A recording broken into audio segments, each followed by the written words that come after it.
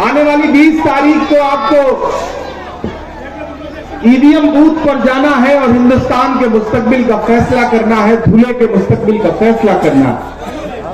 मैं हिंदुस्तान के अलग अलग शहरों से होता हुआ आपके बीच में आया हूं। कल बंगाल में था, बंगाल से सीधे मुंबई लैंड किया और फिर यहां आया।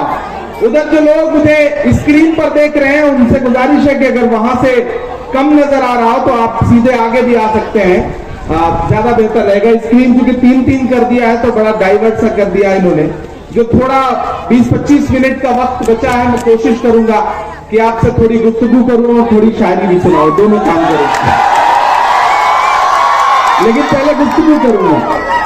झील में पानी बरसता है हमारे देश में, झील में पानी बरसता है हमारे देश में, खेत पानी को तरसता है हमारे देश में, जिंदगी का हाल खस्ता है हमारे देश में, दूध महंगा खून सस्ता है हमारे देश में। मालेगांव वालों, मालेगांव से उठती हुई आवाज पूरे हिंदुस्तान में एक असर रखती है। अगर आपको लगता है कि इलेक्शन सिर्फ पार्लियामेंट के मेंबर चुनने का इलेक्शन है तो नहीं, आप गलतफहमी के शिकार हैं। ये इलेक्शन दो विचारधाराओं के बीच में है, दो जहनियत के बीच में है। एक तरफ वो ताकतें खड़ी हैं जो ये कह रही हैं कि हमें मैंडेट दो, हमें बहुमत दो, क्योंकि हमें हिंदुस्तान का आईन बदलना है।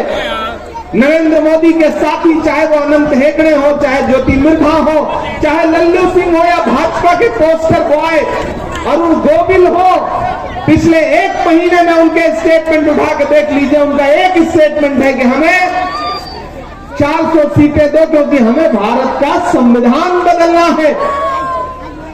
और एक तरफ वो शख्स खड़ा है जिसका नाम राहुल गांधी है, जो ये कह रहा है कि जब तक मेरी एक भी सांस बाकी है ना हम हिंदुस्तान के आईन पर कोई हाथ आने देंगे, ना हिंदुस्तान की जमहूरियत पर कोई हाथ आने देंगे।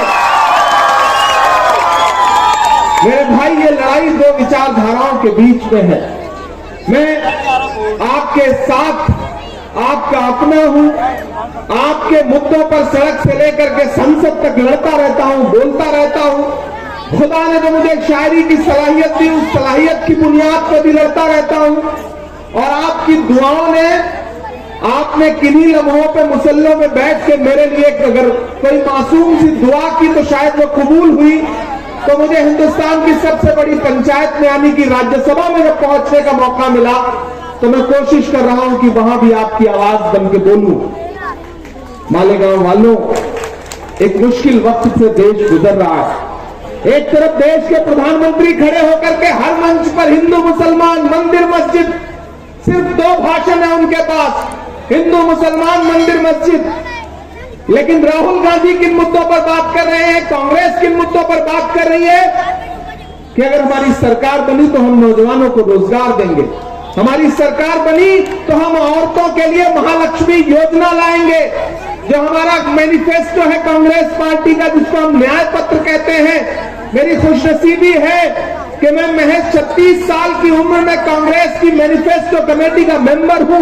वो जो मैनिफेस्टो बना है उसमें मैंने आपकी नुमाइंदगी की है, आपकी तरफ से आपकी वकालत की है उस मैनिफेस्टो को बनाने में। जिस मैनिफेस्टो में पी चिदम्बरम है, शशि थरूर है, जयराम रमेश है, वहां पर इमरान प्रतापगढ़ी आपकी नुमाइंदगी कर रहा है। और वहां जो लिखा गया है उसके लिखने में, उसके कहने में इमरान प्रतापगढ़ी का भी रोल है। मैंने बनाया है उस मैनिफेस्टो को। वो मैनिफेस्टो हिंदू मुस्लिम की बात नहीं करता, वो कहता है कि अगर कांग्रेस पार्टी की सरकार बनी, सेंटर में इंडिया अलायंस की सरकार बनी, तो हर गरीब परिवार की औरत को सालाना 1 लाख रुपया मिलेगा। तो मैं मालेगांव की अपनी माओ बहनों से कहना चाहता हूं कि अगर इंडिया अलायंस की सरकार बन गई, आपने शोभा ताई को मेंबर ऑफ पार्लियामेंट बना करके लोकसभा में पहुंचा दिया, तो सरकार बनने पर मुझे लगता है कि हिंदुस्तान के जिस शहर का सबसे बड़ा फायदा होगा वो यकीनन मालेगांव शहर होगा। ये मुझे पूरा एतबार है। और एक चीज जान लो मेरे भाई, मालेगांव वालों, अभी मैंने सुना धुले में गृह मंत्री जी आए थे, अमित शाह साहब। हो सकता है 1-2 दिन में प्रधानमंत्री जी भी आए, आसपास आएंगे ही। लेकिन एक बात जान लो, भाषणों में नरेंद्र मोदी जी कुछ भी बोले, मैं केरल से लेकर के पश्चिम बंगाल से लेके बिहार से लेके राजस्थान से लेके उत्तराखंड से लेके उत्तर प्रदेश होते हुए पूरे देश में कैंपेन करता हुआ यहां पहुंचा हूं। भाषणों में और मीडिया चैनलों पर नरेंद्र मोदी चुनाव जीत रहे हैं, लेकिन जमीन पर इंडिया अलायंस चुनाव जीत रहा है, कांग्रेस पार्टी चुनाव जीत रही है।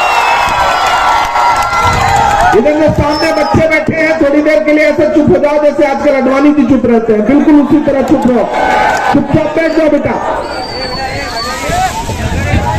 मेरे भाई, प्रधानमंत्री जी के नीचे से जमीन खिसक गई है। ये जो 4 फेज के इलेक्शन आज हुए हैं ना, चौथा फेज आज हुआ है, आप यकीन जानो कि उनके पैर के नीचे से जमीन खिसक गई है। हालत ये हो गई है कि जबान लड़खड़ा रही है। अगले 1-2 भाषण में हो सकता है किसी मंच पर वो रोने भी लगे।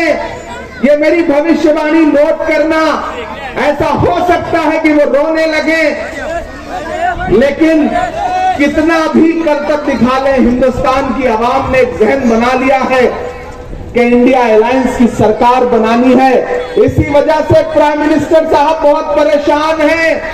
10 साल आवाम को परेशान करने वाली सरकार का मुखिया परेशान है, मैं देख के आ रहा हूं।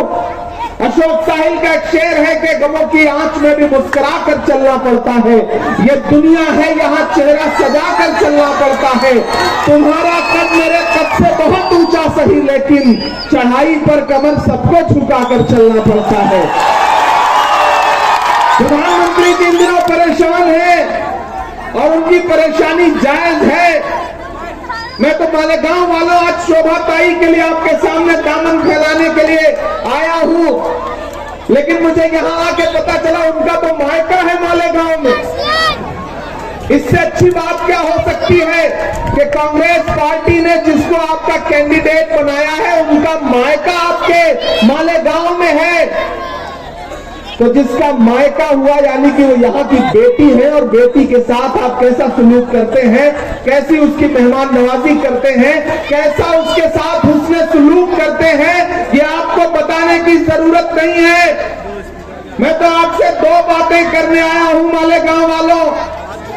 मेरी आंखों में इस चुनाव से ज्यादा एक मंजर है, वो मंजर है 7 सितंबर 2022 का, जब कन्याकुमारी में समंदर के साहिल पर खड़ा हुआ एक नौजवान शख्स ये कह रहा था कि मुझे इस मुल्क से नफरत कम करनी है, और वो 4000 किलोमीटर कन्याकुमारी से कश्मीर तक अपने पैर के छालों की परवाह किए बगैर चला, जिसका नाम राहुल गांधी है। मैं चला हूं उस शख्स के साथ, चला हूं शख्स के साथ। पिछले दिनों वो आपके यहां से भी गुजरे थे, जब वो भारत जोड़ो न्याय यात्रा लेकर के गुजरे। जब मैं उनके साथ पैदल चल रहा था तो मीडिया के साथ ही मुझसे कहते थे कि इमरान साहब आप तो शायर हैं, आप राहुल गांधी के साथ चल रहे हैं, आप क्या कहेंगे। तब मैं बस एक शेर पढ़ देता था कि जो हर जालिम से टकराएगी वो आंधी बनाऊंगा, जो हर जालिम से टकराएगी वो आंधी बनाऊंगा, नए अंग्रेज आए हैं नया गांधी बनाऊंगा। मैं चला हूं राहुल गांधी के साथ, और आज मालेगांव वालों मैं आपसे ये कहने आया हूं कि वो इंसान 4000 किलोमीटर चला अपने पैर के छालों की परवाह किए बगैर। नारा क्या था? भारत जोड़ो नफरत छोड़ो। नारा क्या था? मोहब्बत के नफरत के बाजार में मोहब्बत की दुकान खोलनी है। वो जो नारा लगा के राहुल गांधी निकले थे, तो आज पूरे हिंदुस्तान में मोहब्बत की दुकानें खुल रही हैं, नफरत की दुकानों के शटर डाउन हो रहे हैं। प्रधानमंत्री जी बौखलाए हुए हैं, गृह मंत्री जी परेशान हैं, भाजपा की सरकार जाने वाली है। प्राइम मिनिस्टर भले कितना नारा लगाए कि उन्हें इतनी सीटें आ रही हैं, उतनी सीटें आ रही हैं। पिछले दिनों प्रेस कॉन्फ्रेंस करके राहुल गांधी ने कहा कि इस लोकसभा इलेक्शन में भाजपा किसी भी कीमत पे 180 सीट का आंकड़ा नहीं पार करेगी, नहीं पार करेगी, नहीं पार करेगी। अब अगर राहुल गांधी ने कहा है तो इसे पत्थर की लकीर समझा जाए। मालेगांव वालों, आप बहुत दानिश्वर लोग हैं, आप जिंदा दिल लोग हैं। मैं तो बस आपसे एक वाक्य शेयर करता हूं। बेटा चुप हो जाओ, चुप हो जाओ बिल्कुल। मैं आपसे एक छोटा सा वाक्य साझा करना चाहता हूं। महान बादशाह सिकंदर ने जब यूनान फतेह किया तो यूनान फतेह करने के बाद वो जीत का जश्न मनाने के लिए शहर की सड़कों पर निकला। उसने देखा कि पूरा शहर जश्न मना रहा है, लेकिन सड़क के किनारे पेड़ के नीचे एक इंसान चादर तान के सो रहा है। सिकंदर को गुस्सा आया। सिकंदर अपने घोड़े से उतरा और उस सोते हुए इंसान के पास गया और उसे जोर की एक लात मार के कहा कि क्यों रे फकीर, पूरा शहर जश्न मना रहा है, मैंने शहर फतेह कर लिया और तू सो रहा है। उस फकीर ने उम्मीदी आंखों से सिकंदर की तरफ देखा और देख करके कहा कि शहर फतेह करना बादशाहों का काम है, लेकिन लात मारना गधे का काम है। क्या खुदा की कायनात में इंसानों की इतनी कमी हो गई है जो उसने बादशाह गधे के हाथ में सौंप दी? बताओ मालेगांव वालों, 2014 में लात तो आपको भी पड़ी, महंगाई की हमको भी पड़ी, फिर नोटबंदी की लात पड़ी, फिर जीएसटी की लात पड़ी, और सबसे बड़ी लात जो पड़ी वो नफरत की पड़ी इस मुल्क में। आज मुल्क में किस ट्रेन में, किस चौराहे पर कौन सी भीड़ लिबास देख करके किसे मार दे कोई अंदाजा नहीं है। ये जो नफरत पूरे मुल्क में फैलाई गई, इसका जिम्मेदार कौन है? इस मुल्क का हाकिम जिम्मेदार है। और उस नफरत को कम करने की कोशिश कौन कर रहा है? राहुल गांधी कर रहे हैं। मैं यहां खड़ा होकर के मालेगांव वालों आपसे ये कहना चाहता हूं कि अरे आप तो इस बात पर ईमान रखते हो ना कि मजदूर का पसीना सूखने से पहले उसकी मजदूरी उसे दे दी जाए। रखते हो ना इस बात पर ईमान? रखते हो ना? मैं रखता हूं इस बात पर ईमान कि मजदूर का पसीना सूखने से पहले उसकी मजदूरी उसको दे दी जाए। मैंने देखा है राहुल गांधी के पैर के छाले, मैंने देखा है राहुल गांधी का बहता हुआ पसीना। न वो छाले अभी सूखे हैं, न वो पसीना अभी सूखा है। मैं मालेगांव में राहुल गांधी की मजदूरी मांगने के लिए आया हूं मालेगांव वालों, और वो मजदूरी है शोभा ताई को जिता करके पार्लियामेंट भेजिए। आने वाली 4 जून को जब हिंदुस्तान में इंडिया गठबंधन की सरकार बने और हमारी आंखें वो मंजर देखें कि राहुल गांधी इस मुल्क के प्राइम मिनिस्टर की शपथ लें, तो एक तरफ शोभा ताई बच्चाओ खड़ी हो और एक तरफ इमरान प्रतापगढ़ी खड़ा हो। मैं ये मंजर देखना चाहता हूं, और ऐसा होने जा रहा है। मैं पूरी जिम्मेदारी से महाराष्ट्र की इस तारीखी सरजमीन पर मालेगांव में खड़ा होकर के ये कह रहा हूं आपसे, नोट करिएगा मेरी बात को, कि तमाम करतब करने के बाद भी, तमाम हिंदू मुसलमान करने के बाद भी प्रधानमंत्री जी हर दिन अलग अलग तरीके का नमक मिर्च लगा के भाषण दे रहे हैं, लेकिन ऐसा लग रहा है जैसे आवाम ने कान बंद कर लिए हो, कुछ सुनना ही नहीं चाह रही है। वो सीधे सीधे उनसे उनके 10 सालों का बदला लेना चाहती है, जिसमें महंगाई आसमान पर है। उनके जितने नारे थे वो झूठे साबित हुए। बहुत हुई महंगाई की मार, अब की बार मोदी सरकार के नारा याद है? वो नारा कहां चला गया? वो पेट्रोल डीजल जो 58 रुपए का था वो 100 रुपए के पास पहुंच गया। गैस सिलेंडर 400 वाली 1000 के पार पहुंच गई। आटा, चावल, दूध, दही, पनीर, छाछ, लस्सी, किस चीज पर महंगाई नहीं आई? भाजपा की सरकारें तो वो सरकारें हैं जो अपनी पसंद की फिल्में टैक्स फ्री करती हैं और कफन पर जीएसटी लगाती हैं। कफन पर टैक्स लगाया है उन्होंने। मैंने पार्लियामेंट में उसके खिलाफ आवाज उठाई थी। मैं इसलिए खड़ा होकर के यहां कहता हूं, भाजपा वाले अपने भाषणों में, प्राइम मिनिस्टर साहब अपने भाषणों में कांग्रेस से 70 साल का हिसाब मांग रहे हैं। वो एक दिन पार्लियामेंट में खड़े होकर के मोदी जी उधर से भाषण दे रहे थे, बताओ कांग्रेस वालों तुमने 70 साल में क्या किया? खड़गे जी इधर बैठे थे, हमसे पलट के बोले इमरान मत बताना, जो बताओगे ये उसको भी बेच देंगे, इनका काम सिर्फ बेचने का है, मत बताना।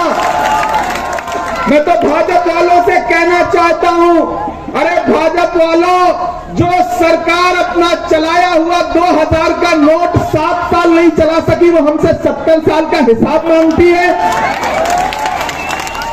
जो अपना चलाया हुआ नोट नहीं चला सके वो देश क्या चलाएंगे? नहीं चला सकते। इनका नारा था बेटी बचाओ बेटी पढ़ाओ। हमारी आंखों ने वो मंजर देखा कि वो चाहे हाथरस हो, चाहे उन्नाव हो, चाहे जंतर मंतर पर बैठी हुई हमारी बेटियां हो, ओलंपिक पदक लाने वाली, उनको किस तरह पुलिस के जरिए घसीटा गया। और अभी कर्नाटक में जेडीएस जो भाजपा की सहयोगी पार्टी है, उसका एक मेंबर ऑफ पार्लियामेंट है जिसका नाम है प्रज्वल रेवन्ना, उसके खिलाफ तकरीबन 2000 महिलाओं से रेप के आरोप लगे और प्राइम मिनिस्टर उसके लिए वोट मांगने गए थे। ये है इनके बेटी बचाओ बेटी पढ़ाओ नारे की सच्चाई। तो मैं आज आपके बीच में खड़ा होकर के आपकी बेटी के लिए, आपके परिवार की बहन के लिए वोट की अपील करने आया हूं मालेगांव वालों। और पूरे महाराष्ट्र में कांग्रेस पार्टी की लहर चल रही है, महाविकास अघाड़ी की आंधी चल रही है। जब 20 तारीख को बूथ पर जाना तो ये सोच के जाना कि आपका दिया गया एक एक वोट जो हाथ के पंजे के सामने वाली बटन पे दबाओगे तो दूसरे नंबर पर है। आपका दिया गया एक एक वोट सिर्फ शोभा ताई को नहीं मिलेगा, मोहब्बत के उस मसीहा को भी मिलेगा जिसका नाम राहुल गांधी है। आपका दिया गया एक एक वोट मल्लिकार्जुन खड़गे जी को भी मिलेगा। आपका दिया गया एक एक वोट सोनिया गांधी जी को मिलेगा, राहुल गांधी जी को मिलेगा, शरद पवार जी को मिलेगा, उद्धव ठाकरे जी को मिलेगा, नाना पटोले जी को मिलेगा। आपका दिया गया एक एक वोट आपके भाई, आपके बेटे इमरान प्रतापगढ़ी पर एहसान होगा आपका। क्योंकि मेरे भाई, मैं आपकी आवाज हूं, मैं आपके लिए बोलता हूं, आपके लिए लड़ता हूं।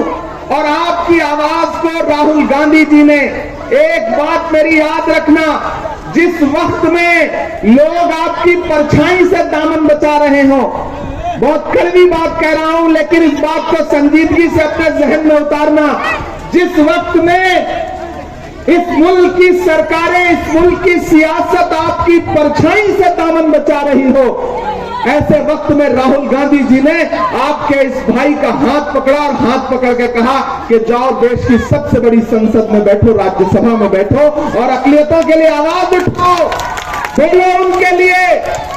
तो मैं उस बुनियाद पर, और मैं खुशनसीब हूं कि मुझे जब पार्लियामेंट में जाने का मौका मिला तो किसी और सूबे से नहीं बल्कि महाराष्ट्र से मौका मिला।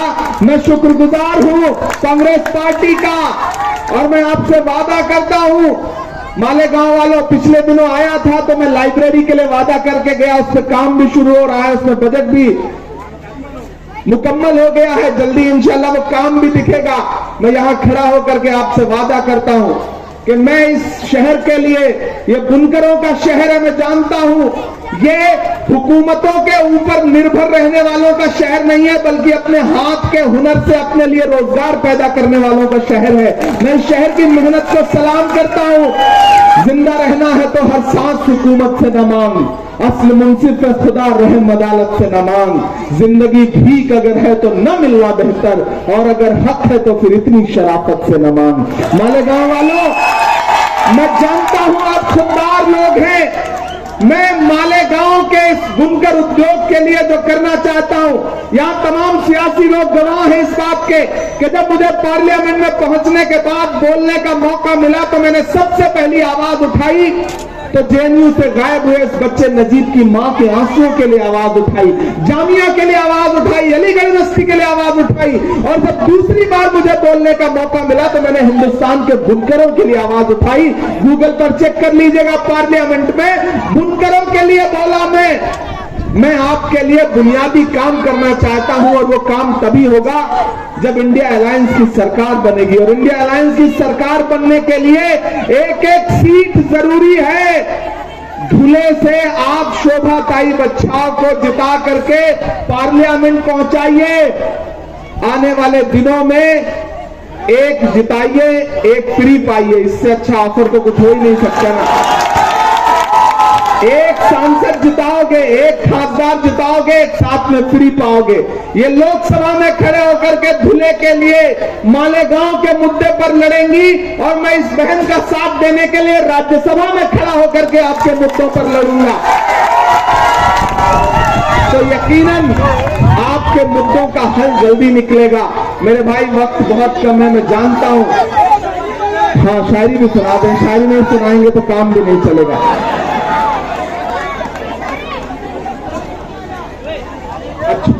एक चाचा कह रहे हैं कि बटन देर तक दबाओ, सबको ये बात बता दीजिए। मैं तो ये चाहता हूं बटन इतनी जोर से दबाओ कि मैं दिल्ली में मौजूद रहूं तो मालेगांव की आवाज मुझको दिल्ली तक सुनाई पड़े। इतनी जोर से दबाओ, इतनी जोर से दबाओ। और मालेगांव वालों, इतनी बड़ी लीड इस असेंबली से दे दो कि लाख कोशिश करने के बाद भी इस लीड को कम न कर पाए भाजपा की सरकार। ये ध्यान में रख लो, ये सोच बना करके 20 तारीख को जाओ और जब बूथ पर पहुंचो तो बटन दबाओ और साथ में एक नारा लगाओ कि 20 मई भाजपा गई। 20 मई लगाओ मेरे साथ नारा, 20 मई, 20 मई। और जोर से, यहां से उठी हुई आवाज तो दिल्ली तक जाती है यार। 20 मई, 20 मई, 20 मई। ये सहन बना करके घर से निकलिए कि आपका एक एक वोट हिंदुस्तान के आईन को बचाने के लिए जाएगा। वो आईन, वो संविधान जिसमें महात्मा गांधी, पंडित जवाहरलाल नेहरू, मौलाना आजाद के सपने शामिल हैं। वो संविधान जिसमें डॉक्टर बाबा साहब अम्बेडकर के खून पसीने से लिखा हुआ संविधान बचाने की लड़ाई है। ये हम सबकी जिम्मेदारी है कि हम आईन बचाने के लिए घर से बाहर निकलेंगे और शोभाताई बच्चाओं को चुनाव जिता करके वापस लाएंगे। मैं आखिरी के जो 3 मिनट बचे उसमें शायरी सुना देता हूं, नहीं आप नाराज हो जाए। कहां सोया है चौकीदार, सुनाना बहुत अच्छा लेकिन ये सुनाने के लिए बहुत सारे लोग कह रहे हैं। कहां सोया है चौकीदार, कहां सोया है चौकीदार। याद है 2014 में नारा, भाइयों बहनों, देश के खजाने की चाबी सौंप दो, मैं देश नहीं लुटने दूंगा, मुझे चौकीदारी दे दो। मैंने पार्लियामेंट में भी उनसे पूछा था और यहां भी खड़ा होकर पूछ रहा हूं कि कहां सोया है चौकीदार, कहां सोया है चौकीदार। विजय माल्या नाक के नीचे से हो गया फरार, कहां सोया है चौकीदार, कहां सोया है चौकीदार। कि चाय बेचने वाला पूरा भारत बेच रहा है। बेचना कि नहीं बेचना? चाय बेचने वाला पूरा भारत बेच रहा है। इसी काम में हासिल से महारत बेच रहा है। कि रेल बिक गई, तेल बिक गया, बिका हवाई अड्डा, सब कुछ बिकता देख के खुश है अपने जेपी नड्डा। के जनता महंगाई की मारी करती हाहाकार, कहां सोया है चौकीदार, कहां सोया है चौकीदार। मालेगांव वालों, हजारों किलोमीटर दूर से आया हूं, मेरे आने को मायूस मत होने दीजिएगा, मेरे आने को जाया मत करिएगा। मैं चाहता हूं शोभा ताई के लिए एक एक हाथ उठा करके इन्हें एहसास दिलाइए कि आप इनके साथ खड़े हैं। इधर भी एक एक हाथ आपका हवा में उठा हुआ हो, इसी हाथ को लेकर, हाथ के पंजे को लेकर के 20 तारीख को जाइए, शोभा ताई को जिताइए, पार्लियामेंट पहुंचाइए। ये सलामताबाद चौक है। इंशाल्लाह एक बार फिर 4 जून के बाद वापस आऊंगा आपका शुक्रिया अदा करने के लिए। मेरे आने को मायूस मत होने दीजिएगा। शोभा ताई को जिताइए, पार्लियामेंट पहुंचाइए। 20 मई भाजपा, 20 मई, 20 मई, 20 मई।